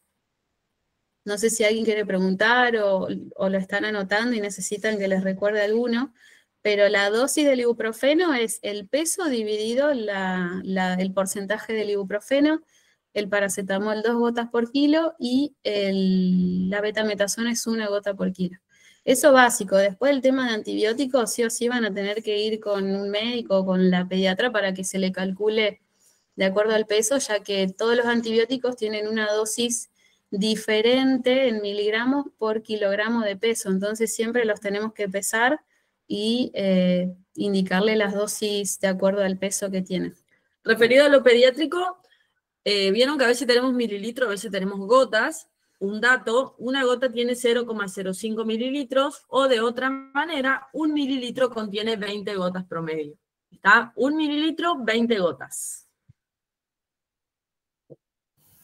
Sí, yo uso mucho, y que a ustedes también les puede servir, busco posología y el nombre de la medicación, y te aparecen dosis prácticas en el mismo prospecto del medicamento que están indicando, o si pueden abrir la cajita y abrir el prospecto donde dice posología, hay algunas dosis prácticas, como por ejemplo el paracetamol en jarabe, también te da, por ejemplo, de 2 a 6 años, 5 mililitros, de 6 años a 12, y son dosis seguras, de hecho, por eso están en el prospecto. Pau, y en función de los nebulizadores, yo escuché que nombraste Sí. hoy, en un momento se vendían mucho los nebulizadores, era como una de las ventas que nosotros más teníamos, y de Sí. repente no sé si algún médico o qué pasó, se empezaron a desaconsejar, y ahora prácticamente no se venden. No sé si... No, es por una cuestión de practicidad, se fue reemplazando por los PAF, porque se daba mucho el salbutamol nebulizado y cuando empezaron a surgir más los PAF es más práctico porque a veces los pacientes pediátricos, sobre todo cuando más chiquitos son, más difícil es de ponerle una máscara y dejarlo un buen rato con la máscara, o sea que era casi inefectivo porque no había forma de que aspiren la medicación del nebulizador, entonces con los PAF y la aerocámara en 20 segundos resolviste el tema, le diste la dispensión, la medicación y sabés que la pudo aspirar bien y que le va a hacer más efecto. Entonces, es por eso, pero yo creo que no reemplaza en cuanto al uso de la solución fisiológica para manejar las secreciones o para humidificar las vías respiratorias. Y en función de los PAF, viste que vienen 250 dosis de un PAF, no sé, algunas vienen 50, algunas vienen menos, pero cuando vos ponele le das a tu nene PAF de salbutamol y Sí. te queda en la heladera, ¿es seguro Ajá. eso volverlo a usar? Siempre y cuando no se venza y quede en la heladera, es seguro usar. Pero bueno, el tema es que disminuye la eficacia una vez que se te venció. Así que estar atentos siempre a eso, o si tienen algún paciente o les pasa a ustedes de tener una medicación, asegurarse sobre todo con los aerosoles de que no estén vencidos y que no haya perdido la cadena de frío. Si estuvo mucho tiempo afuera o lo han tenido semanas afuera y después lo volvieron a poner, puede que no haga el efecto que tendría si tuviera una correcta, eh, ¿cómo es? Que lo guarden correctamente. Y Pau, y en relación a la heladera y guardar los jarabes y todas esas cuestiones, viste que ponerle cuando uno Ujú. guarda, no sé, ponerle vos le das ibuprofeno a tu hijo y guardás el jarabe, lavás la tapita y la volvés a poner ahí. Sí, sí, sí. Pero la heladera tiene un montón de contaminación también. También. Sí, por ahí Eso, lo que pueden hacer muchos es guardarlo dentro de un tupper. Entonces así se aseguran de que no se ensucie con nada, que mucha gente lo hace. Pero bueno, si lo ponen adentro de la cajita, debería estar bien. claro. El tema es que a veces hay muchos cambios de temperatura, sobre todo acá se te puede ir al mango la calefacción y podés perder la estabilidad del jarabe. Bueno, lo sabrá más la farmacéutica. Igual lo de guardar los jarabes en la heladera va principalmente por una contaminación microbiológica. A temperatura ambiente hay mayor probabilidad de que se desarrollen bacterias en el agua del jarabe.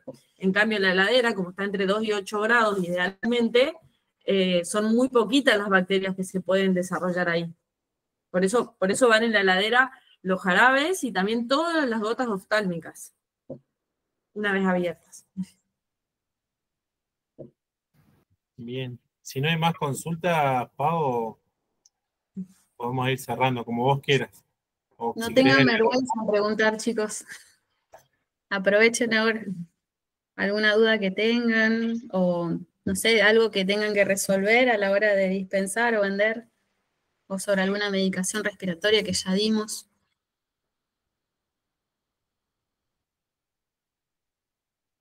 Bueno, se ve que fue muy buena la clase. No hay preguntas, todo claro.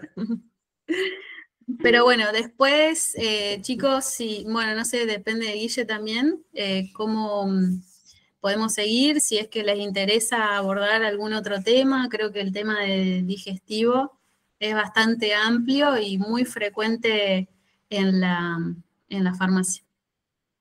El Reliberan en pediátricos es hasta 30 kilos, una gota por kilo, y eso se puede dar cada 8 horas. Sí, pero tener cuidado de no confundirse con eh, la dosis de adultos, en realidad la presentación de adultos, porque lo van a pasar de Reliberan y les puede hacer mal, ¿sí? Puede generar síntomas neurológicos, la sobredosis de Reliberan.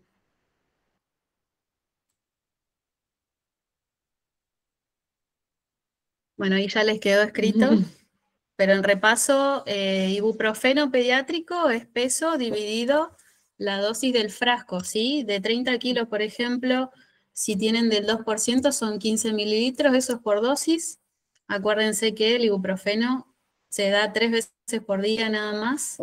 El paracetamol se puede dar hasta cada 6 horas, son 2 gotitas por kilo. Y la betametasona, 1 gota por kilo hasta los 20 kilos y cada 12 horas. Lo voy a escribir y lo voy a mandar al grupo.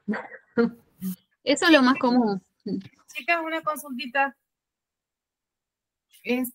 Cuando llega la época de vacaciones, la gente pide difenidramina o Reliberan para las náuseas. Sí. ¿Cuál es mejor? Tienen funciones diferentes en realidad. La difenidramina es un antihistamínico, pero también sirve para el vértigo, los mareos del viaje, ya sea por las curvas o porque a cualquiera le genera mareos ir atrás o en alguna embarcación. Sirve como ese tipo de efecto, pero el Reliberan no va a reemplazar nunca. O sea, se tendrían que dar en todo caso en conjunto y las dosis es la misma. En pediátricos, con el Reliberan niños, y después en el adulto pueden ser sublinguales también. Buenísimo. Pero, o sea, son... Hay algunas veces que en vacaciones, ponele, no se consigue la difenidramina, entonces el cliente te pregunta, o sea, entonces dame Reliberan, ¿viste? Es como que... Claro, pasa que son dos cosas diferentes. El Reliberan te va a servir una vez que ya te desencadenó el vértigo, que ya estás con náuseas, pero igual se le puede dar el Dramamine en reemplazo para los adultos. Bien. Y para un niño, ponerle de 5 años, ¿se puede partir la pastillita de la difenidramina? Solo si tiene ranura y no. Claro, si tiene ranuras se le podría dar, pero se tiene que calcular la dosis. Son 4 miligramos por kilo por día, o sea que, por ejemplo, tenés un pacientito de 20 kilos, tenés que multiplicar por 4, que es la dosis diaria, que sería 80 miligramos en el día, y lo tenés que dividir en la cantidad de dosis que se la querés dar. Que, por ejemplo, si le querés dar cada 8 horas, tenés que hacer 80 dividido 3, y esa sería la dosis. Claro. Aprender matemáticas, sí. Claro, no, ahí es mucho, por eso es complicado, los pediátricos, sobre todo con medicamentos para lo que es paracetamol, betametasona, ibuprofeno, se crearon reglas simples como para que puedan medicar, pero después el resto es todo calcular por el peso. O sea, no le podemos dar nada estandarizado como en el adulto, es todo en base al peso. Incluso así, por ejemplo, la difenidramina a veces se le da un poquito menos de lo que te da el cálculo porque los duerme mucho. Pero bueno, si ese es el efecto que se busca, en ese caso sí se lo puedes dar y sin generarle una intoxicación. No hace falta que los puffs se almacenen en la heladera, respondiendo a la pregunta que recién la vi. Sí, capaz que se confundió con la pregunta que yo hice, que una vez que ya están usados en la casa. No, pero tampoco, porque como son cerrados y solamente por presión se expulsan, no tienen riesgo de contaminación. Obviamente hay que guardarlo tapado, o sea, pero más que eso, sí es una vez a ver. Sí, pero no. Incluso abierto por ahí. De hecho, hay pacientes que son asmáticos y que lo usan todo el tiempo, que lo tienen en el bolsillo. O sea, que si fuera por eso, no les haría efecto a los días. Bueno, y aclarando algo sobre qué tipo de comprimidos se pueden partir o no, algunos comprimidos, porque la máquina que hace comprimido en la empresa ya los hace ranurados, son recubiertos y no se pueden partir. No todos los comprimidos que tienen ranura se pueden partir. Siempre tenemos que leer en el prospecto. ¿Por qué? ¿Por qué vienen recubiertos los comprimidos? Porque las drogas que contiene se inactivan con el ácido clorhídrico del estómago. Entonces necesitan esa cubierta para que les dé tiempo a la droga de poder llegar al intestino y ahí absorberse. ¿Está? Mucha gente muele las pastillas y en realidad no va a tener el efecto que buscamos, va a tener incluso muchísimo menos efecto. El ácido clorhídrico del estómago destruye muchísimo las drogas. Así que Es importante que podamos solamente fraccionar los comprimidos que se puedan fraccionar. Siempre esa información está en el prospecto. Sí. No, de hecho hay preventivos que vienen en forma de cápsulas en polvo. Creo que se rompe, que es un polvo, que no es necesario que esté en la heladera. Aparte vienen recubiertos y todo, así que son seguros. Pero sí he escuchado, eso ya no lo comprobé, que el paracetamol, si lo guardan en la heladera, le genera menos vómitos que guardarlo afuera de la heladera. Así que si pasa que a algunos chicos le vomitan el paracetamol, déjenlo un rato en la heladera y que lo tomen frío. Y agregando algo a lo que preguntó Silvi, mucha gente compra difenhidramina para los viajes porque tiene como efecto beberse el sueño y los chicos duermen. Esto es un dato real.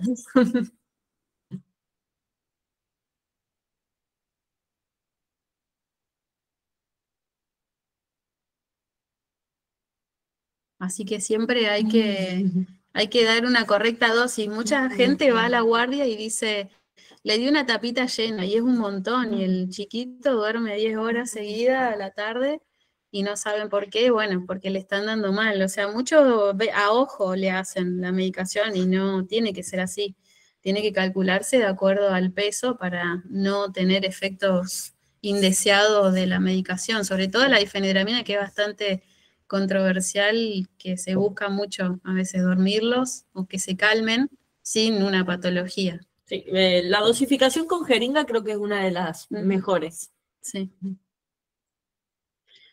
Bueno, ¿alguien tiene alguna otra pregunta? No. No por ahora. No.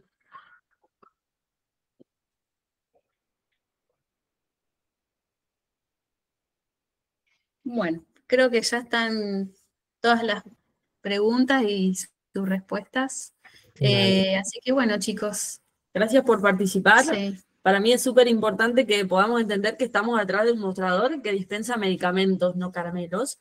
Así que mantenerse informado y poder asesorar al cliente o poder detectar posibles errores es súper importante.